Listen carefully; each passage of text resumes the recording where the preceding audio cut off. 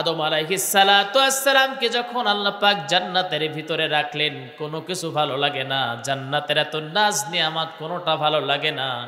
আল্লাহ পাক বুঝলেন আমার আদমের কোনটা প্রয়োজন। আদম আলাইহিস সালাতু ওয়াস সালাম যখন ঘুমিয়ে পড়লেন, তার বাম পাজরের হাড় টেনে বের করে হাওয়া আলাইহিস সালাতু ওয়াস সালামকে তিনি তৈরি করলেন। আমার ভাইয়েরা, আমার বন্ধুগণ, আদম আলাইহিস সালাতু ওয়াস সালামের যখন ঘুমটা ভেঙে যায়, তখন তিনি দেখেন একটা ষোড়শী, এত সুন্দর একটা রমণী তার সামনে দাঁড়ায় আছে, একদম মাথা নষ্ট করা অবস্থা। আদম আলাইহিস সালাতু ওয়াস সালাম দেখেই ধরতে গেছেন। তার মানে বুঝেন, আপনার আদি পিতা মানে আপনার বাপ, সে আপনার মারে মানে মহিলারে দেখে ধরতে গেছে। তাহলে পুরুষ মানুষের কাজই কি বলেন তো? বুঝেন, বলেন তো বলেন, পুরুষ মানুষের কাজ কি? নারীকে ধরতে যাওয়া। এখন নারী যদি খুলে থাকে তাহলে তার কিছু করার থাকে না। তার মানে আবার ভুল বুঝেন না, তার মানে হলো নারী যদি অর্ধউলঙ্গ অবস্থায় রাস্তায় থাকে তাহলে তো ধর্ষণ করবে, ইফটিজিং তো করবে। মানে বিষয়টা এমন মিষ্টি, আপনি খুলে রেখে আপনি সবাইকে বলবেন যে তোমরা লালা ফেলো না, এটা তো হয় না।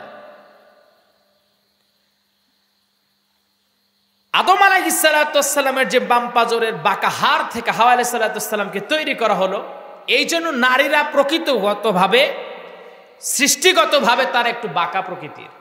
একটা তো হাদিসে আসছে এমন যে তোমরা নারীকে এমন ভাবে ধরো না যাতে একদম ভেঙে যায়, কারণ এমনি হাতটা বাঁকা, জোরে ধরলে ভেঙে যাবে। আবার এমন করেও রেখো না বাঁকা থেকে যায়।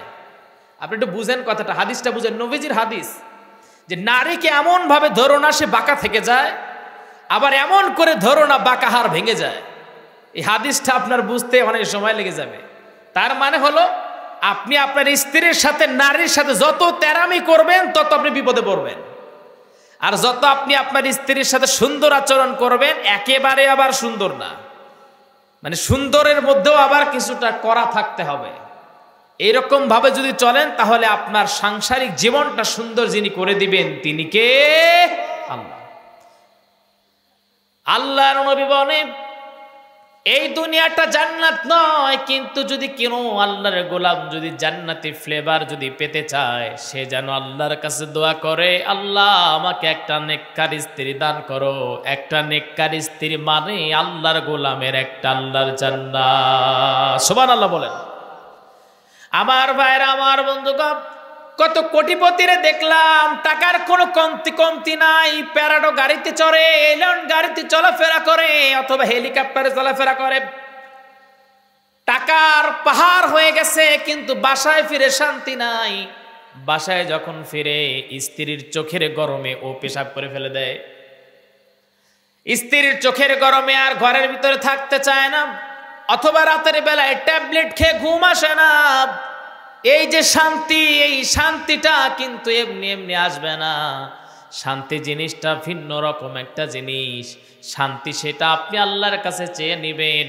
কারো টাকা আছে কিন্তু শান্তি নাই। একটা রিক্সা চালক সারাটা দিন রিক্সা চালায়, এরপরে যখন বাসায় এসে ফিরে আসে, বাসায় ফেরার পর স্ত্রীকে জড়ায়া ধরে নাক ডেকে ঘুমায়, শান্তি আছে না নাই?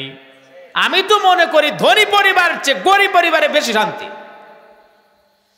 আমার ভাইরা, আমার বন্ধুগণ, আদম আলাইহিস সালাতু ওয়াস সালাম ধরতে যাবেন, আল্লাহ পাক বলেন আদম রে না ধরা যাবে না, বিয়ে করতে হবে। তুমি এমনি ধরবা?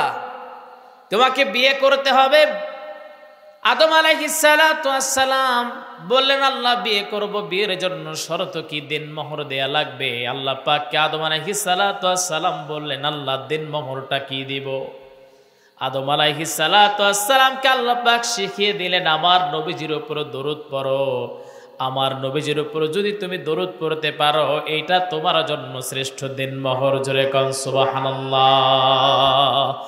একজন সাহাবী নবীজির কাছে আসলেন আর ডেকে বলে ইয়া রাসূলুল্লাহ বিয়ে করতে চাই। নবীজি বললেন দিনমোহরের টাকা আছে নাকি? নাই। আল্লাহর নবী বললেন দিনমোহরের টাকা নাই, মিয়া বিয়ে করতে আসছো? সাহাবী বলে নবীজি জামা কাপড়ই তো নাই, বিয়ের দিনমোহর পাবো কই? নবীজি বললেন 3 বার সূরা ইখলাস পড়ো, কারণ 3 বার সূরা ইখলাস পড়লে পূর্ণ কোরআন তেলাওয়াতের সওয়াব বান্দার আমলনামায় আল্লাহ দিয়ে দেন। সাহাবী 3 বার সূরা ইখলাস পাঠ করলেন, আর এটাই নবীজি ওই স্ত্রীর জন্য দিনমোহর বানায়া দিলেন। সুবহানাল্লাহ।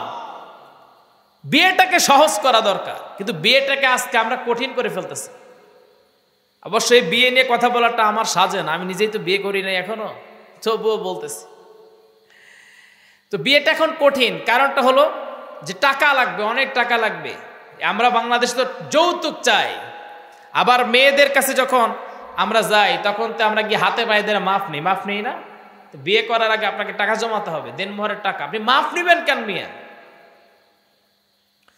আমার ভাইয়ের, আমার বন্ধুগণ, আল্লাহ পাক কোরআনুল কারীমের ভিতরে সেই জোড়ায়ের কথা বলছে, সেই জোড়ায়ের কথা বলে এতক্ষণ বললাম। আল্লাহ রাব্বুল আলামিন বলেন, আমি তোমাদেরকে জোড়ায় তৈরি করেছি। আমার ভাইয়ের, আমার বন্ধুগণ, এরপর আল্লাহ রাব্বুল আলামিন বলছেন, ওয়াজআলনা নাওমাকুম সুবাতা। আল্লাহ পাক বলেন, সারাটা দিন তোমরা পরিশ্রম করবা, ক্লান্ত হয়ে যাবা, রাতের বেলায় যখন তোমরা বাসায় ফিরবা তোমাদের ক্লান্ত শরীরটা যেন বিশ্রাম পায়। এই বিশ্রামের জন্য আমি আল্লাহ পাক এই রাতটাকে তোমাদের জন্য বিশ্রামাগার বানায়া দিছি। জোরে কোন সুবহানাল্লাহ। আমার ভাইরা, আপনারা বুঝবেন না, কিন্তু আমরা বুঝি। রাতের ঘুমের মতো ঘুম হবে না, কখনোই না। দিনের ঘুম রাতের ঘুম সম্পূর্ণ বিপরীত। এই যে যখন শীতের মৌসুম চলে আমরা ঘুমানোর সুযোগ পাই না, ওই সময় রাতের বেলা ঘুমানোর সুযোগ পাই না। দিনের বেলায় যখন ঘুমাই শরীরের ভিতরে কেমন খারাপ লাগে, অস্থির বোধ করি, কারণ রাতের বেলায় যেমন ঘুম, এইরকম ঘুমের মজা দিনে আপনি পাবেন না। এই জন্য শীতের বেলায় যে শীত যখন আসে তখন রাতটা বড় করে দিচ্ছেন আল্লাহ পাক। কারণ কি জানেন? শীতের সময় এই রাতে ঘুমায় সবচেয়ে মজা বেশি। আমার ভাইয়েরা, আমার বন্ধুগণ, আমি অনেক পরীক্ষা করে দেখেছি, যারা মাঠে ময়দানে কথা বলে বা বেশি রাত যারা জাগে ওরা বেশি দিন বাঁচে না, ব্রেন স্ট্রোক করে, আর না হলে ক্যান্সার বা ইত্যাদি রোগে আক্রান্ত হয়। কারণ ওই যে রাতের যে ঘুম, শারীরিকভাবে ঘাটতি চলে আসে, এই ঘাটতি পূরণ হয় না, কখনোই, কোনোদিনও হবে না।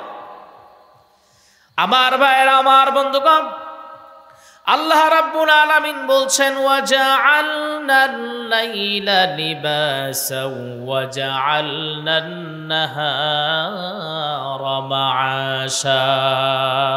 আল্লাহ পাক বলেন, এই যে রাতের বেলায় তোমাদের নিদ্রার বিশ্রামের ব্যবস্থা করে দিয়েছি, রাতটাকে এরকম আবরণ স্বরূপ করে দিয়েছি, বিশ্রামের জন্য রাতটাকে করে দিয়েছি। এরপর আল্লাহ পাক বলছেন, দিনটাকে তোমাদের জন্য জীবিকা আহরণের জন্য বানাইছি। তার মানে যখন দিন চলে আসবে তখন তোমরা রিজিকের তালাশে বের হয়ে যাবা। এই কথাগুলো কার?